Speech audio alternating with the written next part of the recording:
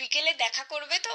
আবার হবে তো দেখা, এ দেখাই শেষ দেখা নয় তো। তার মানে দেখা করবে না? তাহলে বলেছিলে কেন দেখা করবে?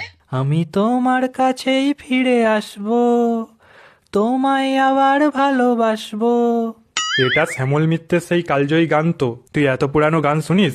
আমি তোমার ছেলে হতে পারি বাবা, কিন্তু গান শোনার দিক থেকে আমি তোমার থেকে কম কিছু না।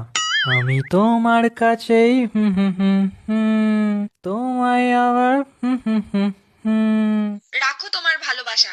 এমনিতেই কাল রাতে আমায় গুড নাইট না বলে ঘুমিয়ে পড়েছিলে, মনে আছে? প্রাণ চাই চক্ষু না চাই। মরি একই তোর দুস্তর লজ্জা। চুপ করো তো, 22 বছর ধরে কানমাতার লজ্জা খেয়ে আজ আবার লজ্জা দেখাচ্ছে। উফ, আবার সবকিছুতে তোমার বাড়াবাড়ি, যেমন বাপ তেমন বেটা। উফ, আমাকে তোমাদের মাঝে টানছো কেন? আমি গান শুনছি, গানটাও শুনতে দেবে না। না না, শোন শোন, বাবার পকেট মেরে দামি হেডফোন কিনেছিস, গান শুনবি বলেই তো। আমি তোমাকে যেটা কিনতে বলেছিলাম কিনেছো?